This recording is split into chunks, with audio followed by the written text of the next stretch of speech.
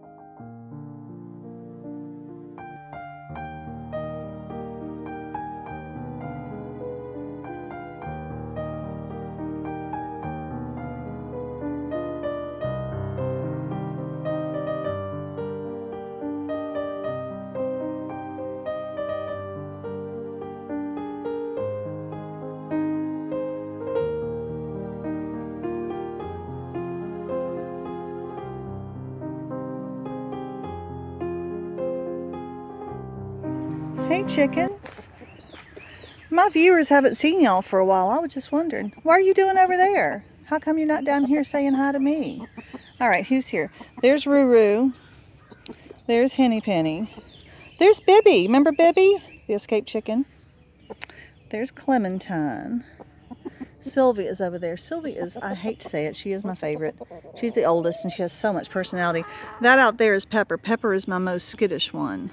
So that means I'm missing Sylvie and Brownie, my two big, beautiful black hens. One of them has a gray comb, kind of a brown comb, and the other one has a red comb. That's how I tell them apart. And they must be inlaying. I've got so much wonderful egg production right now. It's quite nice. They've got lots to eat out here.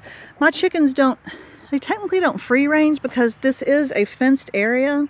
It's a long fenced area, way, way, way down there and across the back and then down this end. We call it the orchard because it does have, this is an apple tree.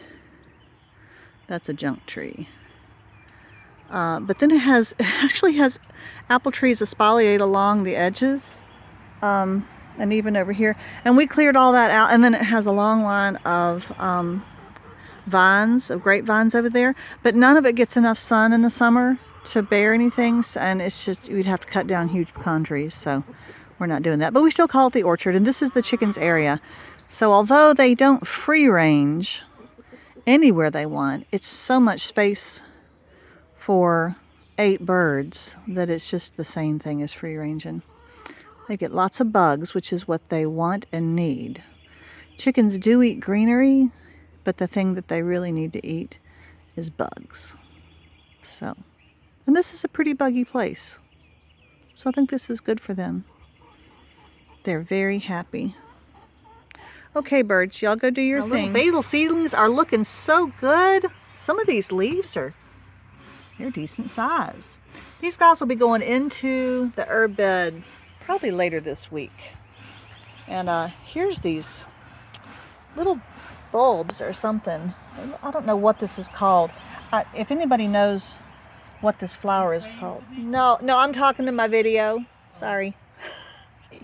We're always doing this. Anyway, I'll show you the flowers so that you'll know what I'm talking about. Here's what they look like. I've looked these up before. I think I thought they were bluebells. And then they weren't. That's what some of the flowers look like. And then the top of the flower does that. And these are all over my yard. Well, that's an exaggeration. They're not all over my yard, but I do have more than I would have thought. I dug them up out of the yard. Let me get out of my own shadow. And I planted them all along this little bed. And then Adam didn't know they were there this year, and he mowed them over. But some of them still bloom because he didn't mow them over last year, and their greenery had fed the roots. So I need to go in here and dig all these up too. But let me go back to the ones on the deck.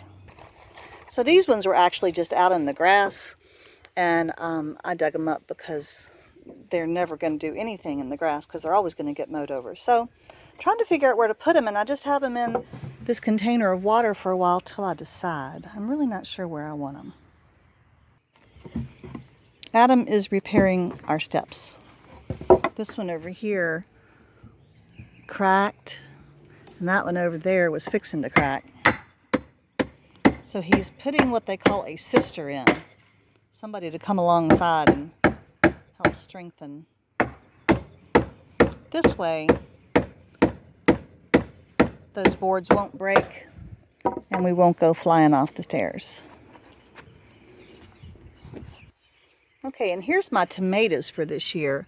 I bought these from a friend who started them. I've started so many tomatoes. This one, this is a bush cherry. But what? What does that say? Yes, Baxter bush cherry. And these two are both small red cherries. So I'm going to put those back in the garden this week too, and see how they do. I've started literally hundreds, perhaps thousands of tomato plants in my time on this little farm, and I just didn't want to do it this year. It was too much work. I thought I'd just take a second to show you this bed of sorts. This is our very old gardenia bush, which has survived so many hurricanes and terrible weather. It's amazing. And we didn't have a single azalea in our yard, and azaleas are kind of like the shrub of the South over here in the US. And so last fall I bought these two and I'm so happy with them. Now please ignore, I mean seriously, look at the grass in here is awful. Adam's going to get around to weed eating and everything. There's too much to do right now. But this is a gorgeous, gorgeous large bloom azalea. Large leaf, large bloom. You know, it's probably closer to the rhododendron end of the scale. And hello, Miss Gardenia. Here's the other one. Now right now they're in a lot of sunlight, but gardenias don't mind being in shade. They actually kind of like shade too. And once these big pecan trees, they're just leafing out right now. You can see they're just leafing out. And once they fully leaf out, all of this whole yard will be in partial shade. The gardenia will be happier. The azaleas will be happier. Everything will be happier. Except for the Lady Banks rose, it likes sunlight, and so since it blooms before the trees really leaf out, that works well. Anyway, see this, they do this gardenia, they get yellow leaves and they drop the yellow leaves, but it doesn't seem to hurt it any. That's a very large shrub. The other thing I did in this bed, I didn't have anything on this end, and so I decided, this might have been a mistake, I had one lone elderberry tree, small tree, you see here. Ooh, it's starting to do its thing. And I didn't have a spot for it. It was in a pot over the winter. See, look.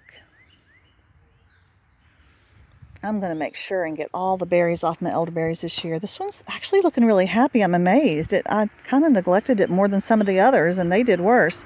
But it's a really low-lying tree, shrub kind of thing. And it sends out runners from the root, and new ones will come up. Now you'll see the thing I had here is mint. And the mint, you can't kill off mint, so I'm not really worried about the mint. It will continue to grow, and actually if it filled up this area, that would be nice. It would keep other stuff down. But the elderberry will be low-lying, and Adam will mow around this bed, and so he'll keep it from doing that, but it might spread this way a bit and fill it in. I wouldn't mind that any. See how it does here? This is a pretty low part of the yard, and I'm hoping that elderberry doesn't mind wet feet. Anyway, that's what we're doing this morning. Look what I found today. This is a grandbaby wagon. It's actually, I guess it was with the camping equipment, but this is so that Poppy can pull the grandbabies around when we go on vacation. I was going to get a radio flyer one, but this one was $10 cheaper, and it looked heftier. It has lots of metal instead of plastic. It's got, I love this, it's got a tailgate.